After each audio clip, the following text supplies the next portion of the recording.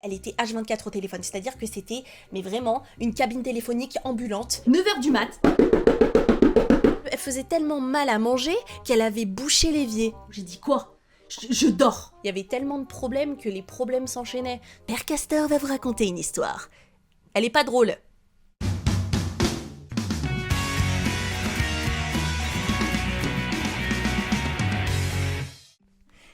Hello, ici Super Cat et aujourd'hui on se retrouve pour une nouvelle vidéo après 2 mois d'absence. Vous pouvez me jeter autant de pierres que vous voulez la vidéo qui va suivre. Et vous allez avoir beaucoup de compassion pour moi parce que il m'est arrivé quelque chose de pas très cool. Vous savez, quand vous sortez du travail ou quand vous rentrez de soirée ou quand vous avez tout simplement envie de rester chez vous, c'est l'endroit qui vous fait le plus de bien. On est d'accord. C'est l'endroit où vous avez envie le plus de rester. Vous avez envie de faire un petit Netflix and chill, vous avez envie de vous poser, vous avez envie peut-être de composer, de chanter, de danser, d'écrire ou tout simplement de dormir. Eh bien moi, dites-vous que pendant 1 an et demi, j'ai vécu dans un endroit où je ne me sentais absolument pas bien.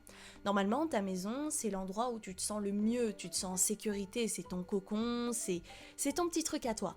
Eh bien moi, pendant 1 an et demi, ça a été une réelle catastrophe et ça a énormément touché à ma santé mentale. C'est-à-dire que je suis passée d'une femme qui était très joyeuse, qui était très souriante, à complètement vide. Vide, mais d'une manière, j'arrivais plus à me reconnaître. J'étais un vampire.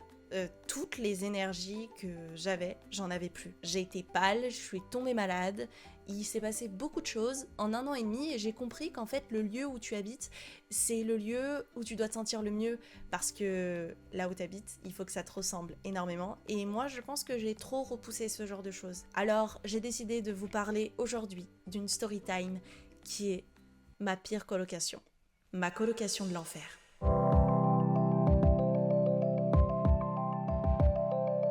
Ah là là là là là là. Je sais pas par quoi commencer, mais il y a galère et galère. Il faut que je vous en parle absolument parce que ça va être un petit peu mon défouloir et je suis sûre qu'il y a des personnes qui vont être touchées par ça et je suis sûre que vous avez vécu ça.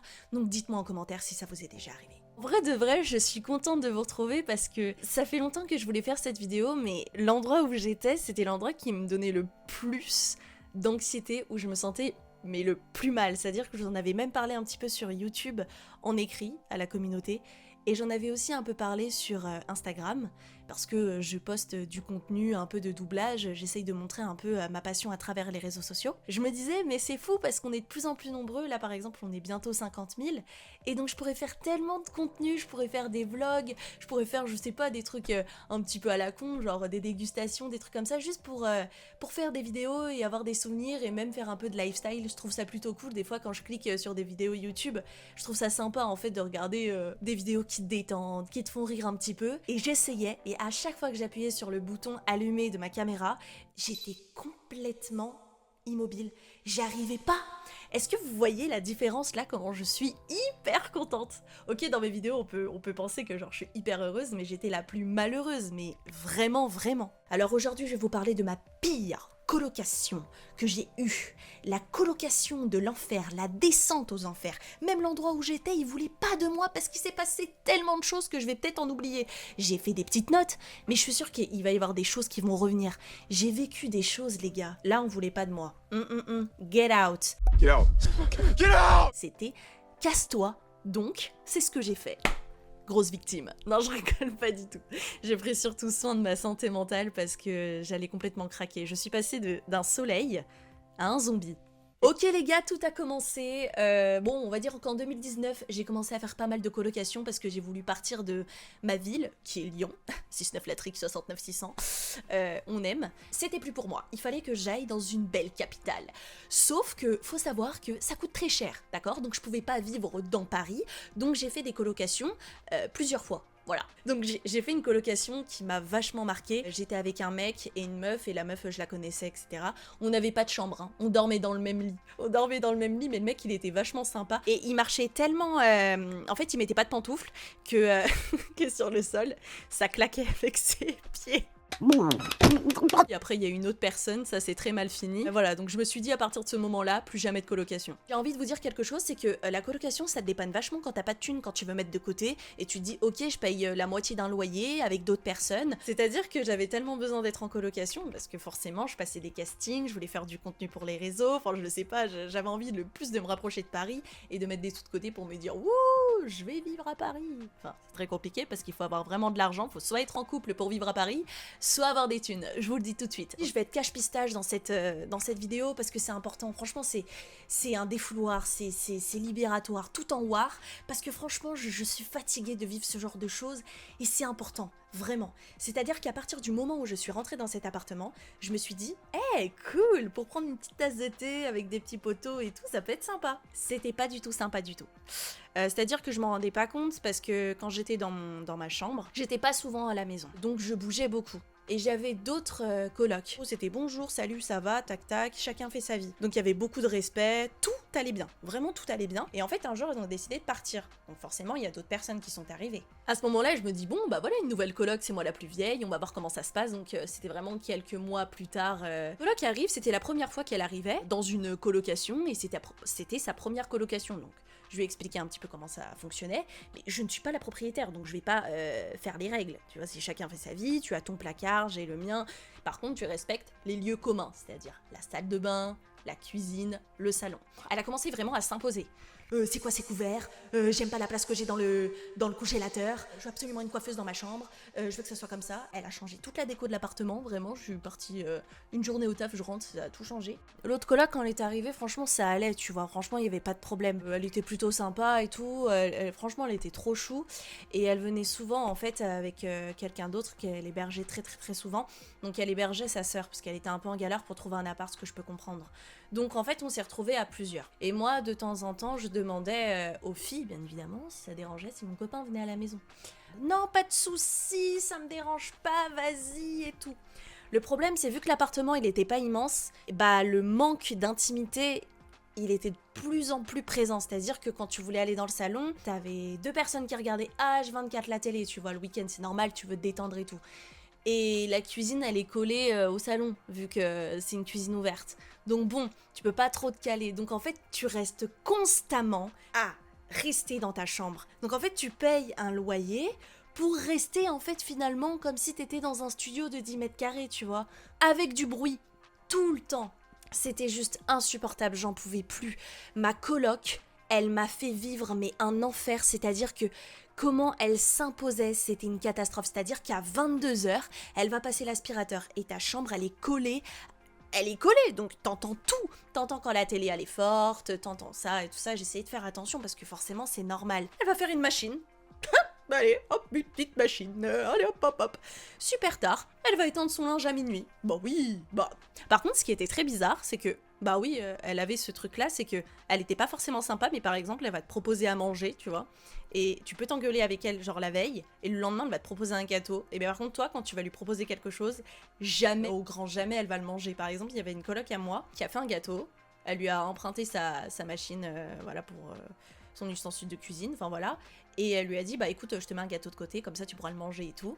Et ce qui est très bizarre, elle a dit oui, oui, je vais le manger et tout. Elle n'a pas mangé le gâteau, c'est-à-dire pendant une semaine, le gâteau est resté sur la table. Putain, mon rêve, moi les gars, c'était de faire des apéros avec mes colocs, rigoler, parler de la vie, par me retrouver avec des gens où tu étouffes, j'en pouvais plus. Vous savez quoi, c'était pas que les gens, parce qu'il se passe plein de choses, c'est aussi l'appartement m'a envoyé énormément de messages, c'est-à-dire que déjà la première nuit que j'ai passée dans cet appart, c'est que mes draps étaient encore dans la machine, elle s'est mise en mode je sais plus quoi, séchage, et en fait la machine elle buguait tellement que j'ai dormi avec des draps mouillés dans mon lit.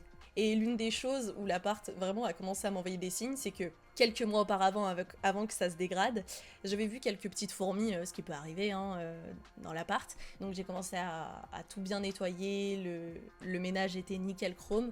Je me disais bon bah voilà, il y avait des personnes qui faisaient aussi beaucoup de travaux. Donc pendant des mois et des mois, il y avait des travaux tous les jours. Yes! Et donc du coup, bon bah, il y avait des petites fourmis, je sais pas si c'est dû à ça ou je sais pas, mais en tout cas il y avait des fourmis, donc si tu mets du pip-shit, il y avait plus rien. C'est pas quelques mois plus tard, il y a eu une invasion de fourmis. Vous avez vu le film Fourmise? J'ai vu les acteurs. les acteurs en live, comme ça, ta. C'est-à-dire que tu pars de la pièce, donc t'es là, ta, t'es tranquille. Le soir, quand par exemple, je sais pas, tu veux te prendre un verre d'eau ou tu veux te faire à manger, il est 20h, bon, bref. Fourmise, t'as plein de fourmis de partout, mais dans toutes les pièces. C'est-à-dire que j'étais en train de péter les plombs déjà avec ma coloc qui a commencé à me saouler. Là, c'est-à-dire que là, il y avait des fourmis dans toutes les pièces de l'appartement. Mais toutes les pièces, c'est passé de fourmis noires à fourmis rouges. Donc je me disais, ah ouais, elles ont level up les meufs. Genre là, c'est devenu Marvel le bail. Non mais bon, franchement, j'étais en train de me dire, c'est quoi cette coloc de taré? C'est-à-dire que dans toutes les pièces où t'as envie de te poser, non, tu ne peux pas te poser. Donc c'est soit il y a quelqu'un, soit il y a du bruit, soit il y a des fourmis.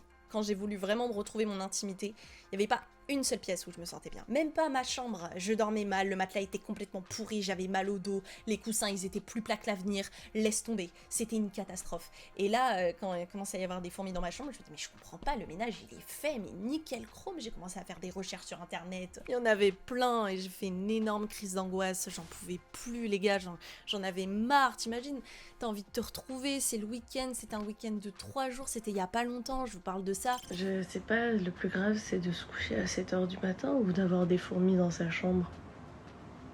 Tous les jours, t'as quelque chose, j'en pouvais plus, les fourmis, il y en avait du sol au plafond. Donc, on est passé à l'étape des fourmis, passons à l'étape de l'humidité. Un jour, avec mon copain, on était tranquille et tout, et il commençait à me dire, tu sais que tu commences à avoir vachement de la buée sur tes fenêtres, tu sais, c'est très dangereux, tu as de l'humidité dans ta chambre. Je dis, ah bon. Donc on ouvre souvent, on aère et tout, il y a pas de problème et tout. Un jour, mon copain, il s'est réveillé, il ne pouvait plus marcher. Alors dites-moi en commentaire si c'est dû à l'humidité ou pas, mais en tout cas quand on a cherché un petit peu, on a vu plein de champignons se créer dans la chambre. Mais quand je vous dis des champignons, c'est-à-dire que on respirait ça dans la chambre. Et quand on a regardé notre table de nuit, des champignons, c'était tout vert. Je me disais ok là ça commence à être grave. Et donc là j'étais en train de dormir dans la moisissure, dans 10 mètres carrés de moisissure, avec des fourmis et de l'humidité. Et je me disais là c'est plus possible. Ce qui m'a fait vachement peur, c'est qu'on est allé plusieurs fois aux urgences pour savoir ce qu'il avait. Ça lui a fait ça pendant 1 mois. Les médecins ne savaient pas du tout ce que c'était. Mais on pense vraiment que c'est l'humidité parce que j'avais vu une personne qui en avait parlé en disant que l'humidité peut aussi parfois te paralyser ou je ne sais quoi. Mais en tout cas, il pouvait pas marcher les gars. Il ne pouvait pas marcher donc je m'occupais bien de lui, je faisais des petits plateaux télé et tout, mais il était mal, son moral il était au plus mal, il s'est dit est-ce que je vais perdre l'outil de mes jambes ou quoi. Et un jour, moi je dormais et d'un coup le lendemain, j'ai eu mal, j'ai eu la même douleur que lui mais j'ai eu ça qu'une seule nuit en fait. Donc j'ai appelé ma propriétaire, je lui ai dit qu'il y avait beaucoup trop d'humidité, elle m'a passé un petit truc là tout pourri comme une sorte de déshumidificateur, je lui ai dit non mais il faut un vrai déshumidificateur. Je sais pas si vous avez vu la scène dans Fantasia quand il va prendre les seaux d'eau là pour les jeter. Et ben moi c'était ça tout le temps, hein, parce que l'eau forcément elle va se créer parce que ça va prendre toute l'humidité qu'il va y avoir dans ta chambre et donc forcément bah, tu dois vider l'eau et donc c'était comme ça sans arrêt. C'est cool une petite pataugeoire. Je crois que c'est ma journée, hein, Mercure rétrograde. Non mais sans déconner, j'ai que ça à foutre. Putain. Il va être 23h. On essayait de trouver une solution, mais il n'y avait pas de solution, donc il était sous traitement, sous médicaments, moi ça m'avait énormément inquiété, et ça a duré pendant vraiment plusieurs semaines, ça a duré 1 mois comme ça, il pouvait pas marcher. Problème sur problème sur problème, et je passais des journées mais interminables, et là ça a commencé à aller très très mal pour moi, j'ai commencé à faire des migraines tous les jours et faire des insomnies. Un jour j'ai voulu rentrer chez moi et ma clé s'est pétée en deux. Et ça fait ça 2 fois parce qu'un jour ma coloc elle a voulu rentrer, la clé elle était coincée. Le jour où j'ai vraiment pété les plombs, c'est que déjà j'avais une coloc, ça c'était la dernière coloc, je pouvais plus me la voir. Elle faisait tellement mal à manger qu'elle avait bouché l'évier. Quand tu bouches l'évier, tu bouches le lave-vaisselle. Donc en une journée, j'ai eu les fourmis, le lave-vaisselle bouché, l'évier bouché. Je crois que j'ai jamais autant pleuré de ma vie. Vraiment. Le soir où vraiment j'ai pété les plombs, c'était un week-end de 3 jours, j'ai demandé à la vie qu'elle m'aide. Il s'est passé quelque chose, c'est que au moment où j'ai demandé à la vie de m'aider, j'étais au bout de ma vie, il était 4h du matin, la lampe, elle a commencé à bouger comme ça, la lumière a commencé à scintiller, tout a pété, c'est-à-dire que les courants ont pété, je me suis retrouvée dans le noir complet. Il n'y a plus de courant. On est le 1er avril, j'espère que c'est un poisson. Autre chose, allez, une autre anecdote. Imagine, voilà, comme je t'ai dit, hein, voilà, le lendemain tu travailles, forcément logique. Et en fait, ta coloc, elle est en télétravail, donc elle décide de regarder une série télé dans le salon à plus de minuit passé, super fort. Et quand tu lui demandes d'éteindre la lumière, elle dit « Non, éteins pas la lumière, j'aime pas regarder ma série quand la lumière est éteinte. » Tu te fous de ma gueule, ne va pas au cinéma alors. Excusez-moi, vous pouvez allumer les lumières s'il vous plaît? Parce que ça me gêne. Voilà. Et en plus de ça, il y a eu tellement de choses, mais horribles, comme le toc-toc. Un jour, je dormais, mon copain était venu dormir à la maison, et qu'est-ce qu'on entend? Mais qu'est-ce qu'on entend? On entend, mais super tôt, hein, 9h du mat. Quoi? Je dors. Oui, t'as pas répondu à mon message que je t'ai envoyé. Tu te fous de ma gueule? Je suis en train de dormir, normal que je réponds pas à ton message. Et je suis pas tout le temps sur mon téléphone en fait. Je le pose. Oh là là, elle m'a dit... Et alors je lui ai dit, bah, quelle est la raison en fait? Oui, en fait, c'est pour la place de là où t'as mis les shampoings sur l'étagère. Du coup, moi aussi, je veux cette place et je l'avais de base. Et j'aimerais bien la reprendre. Et quoi? Tu me casses les bons becs pour ça? Je suis en train de dodo. Et j'ai une coloc. Je lui ai dit, ouais, les poubelles, elles sont pas jetées et tout. Enfin, c'est à ton tour. Je les ai quand même jetées 5 fois, tu vois. C'est beaucoup. Et elle a dit, ah non, mais moi, j'aime pas jeter les poubelles. J'ai la phobie des poubelles, donc c'est soit mon copain, soit mon frère qui s'en occupe. Tu te fous de ma gueule. Du coup, on a inclus une règle. C'était chacun sa poubelle. Chacun sa poubelle. Vous vous rendez compte? Et chacun son papier de toilette. C'est fou d'en arriver là quand même. Elles ont appelé la propriétaire pour faire en sorte que je n'ai pas la caution, genre. Non mais n'importe quoi. Et j'ai fait ma lettre, direct, et je l'ai envoyée à la proprio et j'ai dit c'est ciao, je pouvais plus vivre ça. Et je ne le ferai plus en fait. J'avais besoin de me retrouver, donc c'est pour ça que je suis partie. Et au moment où je suis partie, j'ai retrouvé mon sourire. J'ai retrouvé le soleil. Donc si jamais vous vous retrouvez dans un endroit où vous vous sentez mal, mais vraiment partez... C'est affreux. Moi je peux plus vivre ça. J'ai tellement vécu j'ai des messages, mais ils sont odieux. Je vais pas pouvoir tout dire dans la vidéo, mais en tout cas, je pense que j'ai dit pas mal de choses. Et c'était important pour moi de dire pourquoi j'étais un peu absente sur les réseaux sociaux. Même je me forçais à faire du contenu parce que je me disais non, mais il faut faire du contenu et tout. Ça commence à bien marcher pour moi vu que ça met du temps. J'en pouvais plus quoi. J'étais vide. Et là, pour moi, c'était juste un mot, c'était partir. Et je l'ai fait. Et depuis que je l'ai fait, regardez! Je suis trop contente. Bon, là, j'ai pas encore d'appartement. Si jamais y a une vidéo sur un déménagement, je vous le dirai. J'ai pris tous mes cartons et je me suis cassée, quoi. Je me suis dit, c'est ma liberté avant tout. Donc bon, voilà. Écoutez, c'était la fin de cette story time. Je pense que j'ai oublié pas mal de choses, mais je pense qu'il y a des trucs assez croustillants. En tout cas... n'hésitez pas à laisser un commentaire et à me dire comment vous avez aimé la vidéo. Je vous retrouve très prochainement, vraiment, vous allez voir, ça va être trop cool. N'hésitez pas à lâcher un petit like, vous abonner à ma chaîne YouTube, me suivre sur Instagram, sur TikTok aussi, je fais des lives, on s'amuse, tac tac tac. Je vous fais des bisous, prenez soin, surtout de votre santé mentale, c'est primordial. Bisous, bisous à tous. Oh, je suis tellement contente, c'est fini cette merde. Merci la vie, bisous. Ok, donc update, il y a eu une société qui est venue. Du coup, ils ont pulvérisé toutes les fourmis et ils ont même dit qu'en fait, il y avait une fourmilière qui s'était créée depuis 1 an pile. Et là, ça s'est empiré de fou. Donc en fait, il y a plusieurs nids dans l'appart, dans toutes les pièces. Et ils ont même dit « Ah, et vous avez aussi un nid d'araignée !» J'étais en mode super. Ils ont dit qu'ils devaient réagir rapidement parce que ça craignait de fou. Du coup là, il y a plein de produits toxiques à la maison et je dois attendre 3 heures dehors. Et j'ai dormi 3 heures. Du coup, je suis fatiguée. C'est un plaisir. C'est un pur plaisir, cette journée, ce week-end.